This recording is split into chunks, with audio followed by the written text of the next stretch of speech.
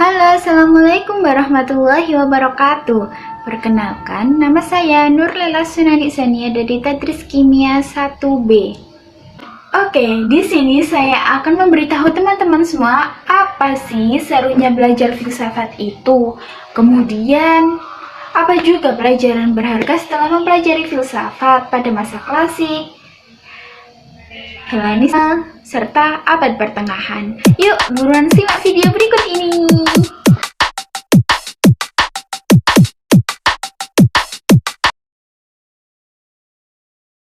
Pada poin pertama, aku mau bertanya dulu nih, apakah teman-teman sudah tahu apa itu filsafat?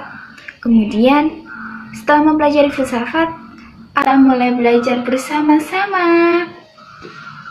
Jadi, filsafat adalah ilmu pengetahuan yang mengajarkan bagaimana cara berpikir benar, logis, sistematis, radikal, serta universal.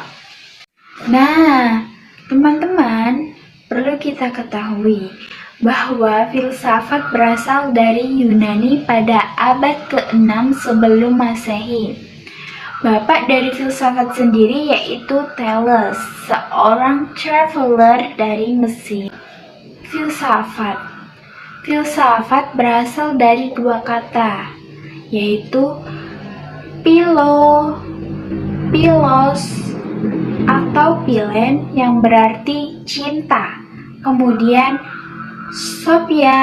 sophos atau sophien yang berarti kebijaksanaan.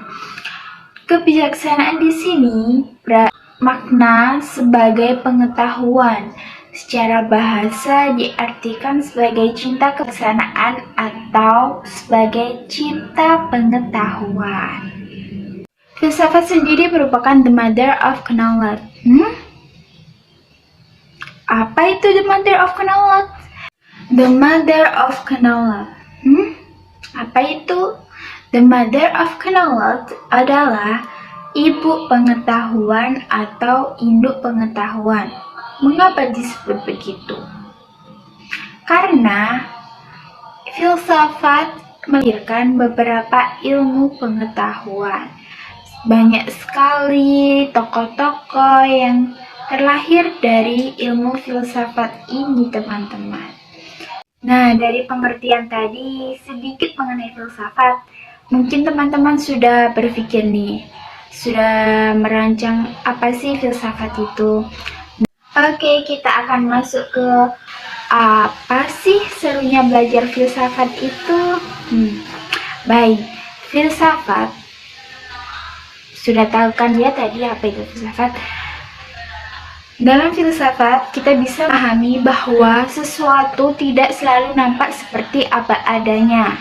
Nah, menurut Socrates dalam dunia bayang-bayangnya, Story of the Confound, beliau mengatakan bahwa jangan melihat sesuatu dari fisik atau materialismenya saja, karena itu semua tidak sejati. Yang sejati ada di balik itu. Kemudian yang kedua, filsafat membuat kita mengerti tentang diri kita sendiri maupun dunia kita. Mengapa demikian?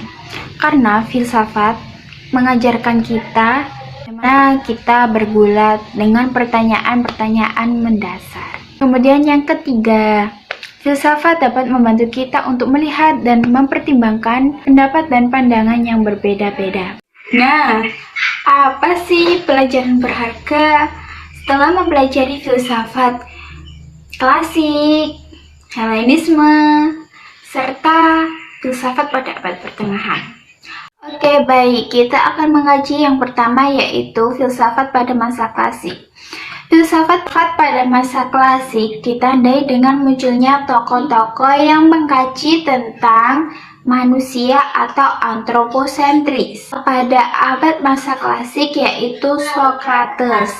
Namun Socrates tidak meninggalkan jejak hidupnya, sehingga yang meriwayatkan hidupnya yaitu Plato. Nah, pada yang kedua yaitu filsafat Helenisme. Filsafat Helenisme yaitu tidak lain muncul ketika kekosongan pada era Aristoteles. Kemudian Helenisme diambil dari kebudayaan, cita-cita, dan cara hidup orang Yunani di Athena pada zaman Perikles. Nah, yang ketiga, filsafat pada abad pertengahan. Filsafat pada abad pertengahan ini dipengaruhi oleh kepercayaan Kristen. Jadi, pada abad ini dipengaruhi oleh agama, sehingga kefilsafatannya bersifat teosentris. Lalu, pelajaran berharga apa saja yang dapat kita ambil setelah mempelajari filsafat pada masa klasik, Helenisme, dan pada abad pertengahan?